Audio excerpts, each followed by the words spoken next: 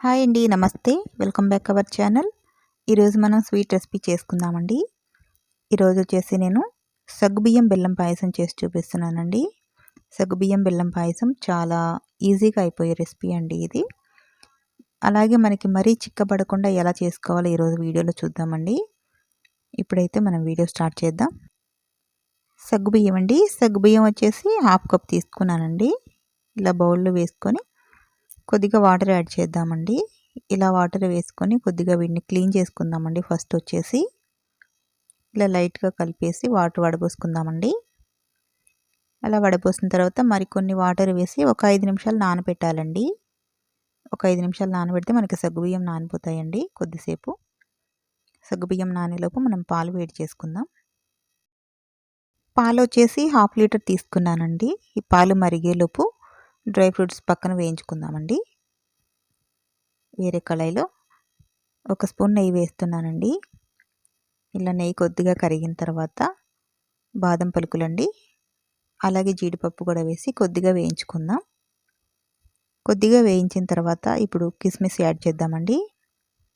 కిస్మిస్ కూడా యాడ్ చేసి కొద్దిగా వేయించుకుందాం.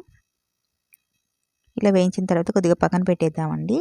ఇప్పుడు చూద్దాం, మనకు పాలు కూడా మరిగాయండి. కొంచెం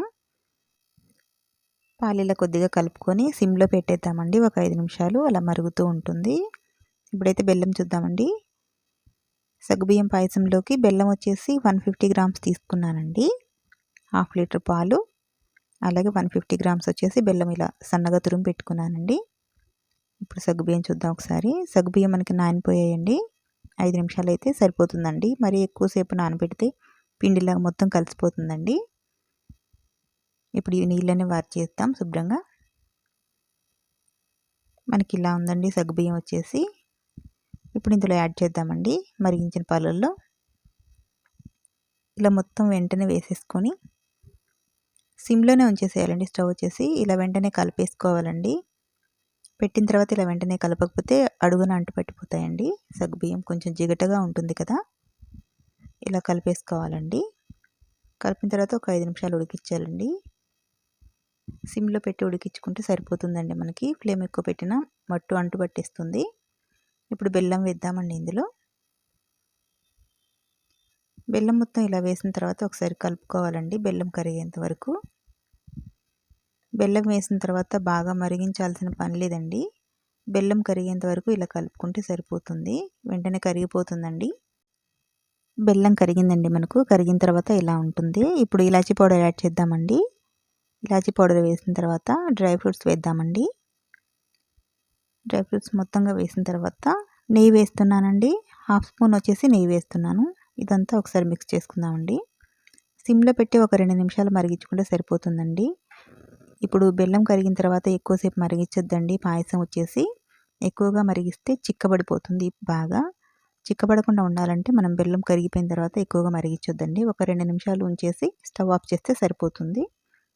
ఇప్పుడు వేరే బౌల్లోకి తీసుకుందాం. పాయసం వచ్చేసి మనకి వేడి వేడి సగ్గుబియ్యం బెల్లం పాయసం రెడీ అయిపోయిందండి. చాలా చాలా ఈజీగా చేసుకోవచ్చండి. మనం బెల్లం కరిగిపోయిన తర్వాత మరిగించుకోకుండా ఉంటే ఈవినింగ్ వరకు ఇదే టెక్స్చర్లో ఉంటుందండి పాయసం వచ్చేసి. సగ్గుబియ్యం బెల్లం పాయసం అండి, చాలా టేస్టీగా ఉంటుంది. మీరు కూడా తప్పకుండా ట్రై చేయండి. ఇదే ప్రాసెస్లో చాలా టేస్టీగా ఈజీగా కుదురుతుందండి. Thank you for watching my video అండి. Please subscribe and like my channel. Thank you.